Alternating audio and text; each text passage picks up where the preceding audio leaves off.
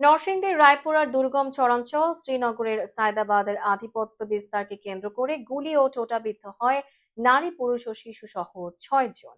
নিহতের ঘটনার প্রতিবাদ এবং হত্যাকারীদের গ্রেপ্তার ও বিচারের দাবিতে মানববন্ধন করেছে এলাকাবাসী। আমাদের প্রতিনিধি আলামিন জানান, গতকাল বিকেলে শ্রীনগরের বালুচর সাহেব মিয়ার নেতৃত্বে এই মানববন্ধন অনুষ্ঠিত হয়। এতে নিহতের পরিবারের সদস্য সহ 2 শতাধিক স্থানীয় এলাকাবাসী অংশ নেন। মানববন্ধন থেকে দীর্ঘদিনের আধিপত্য বিস্তার, হত্যা, হামলা ও ভাঙচুরের পরিত্রাণ চায় এলাকাবাসী। এর আগে গত 22 আগস্ট সকালে উপজেলার চরাঞ্চল শ্রীনগর ইউনিয়নের সায়দাবাদ এলাকায় দুই পক্ষের সংঘর্ষে 6 জন নিহতের ঘটনা ঘটে। মানববন্ধনে স্থানীয়রা জানান, শ্রীনগর ইউনিয়নের সায়দাবাদ ও বালুচর এলাকাবাসীর মধ্যে দীর্ঘদিন ধরেই আধিপত্য বিস্তার নিয়ে বিরোধ চলছিল। এরই অংশ হিসেবে দুই পক্ষের মধ্যে টোটা ও গুলিবর্ষণ সহ সংঘর্ষের ঘটনা চলতে থাকে। সকালে গোলাগুলির এক পর্যায়ে টোটা ও গুলিবিদ্ধ হয়ে 6 জন নিহত হয়। তাছাড়া গুরুতর আহত হয় শতাধিক নারী পুরুষ।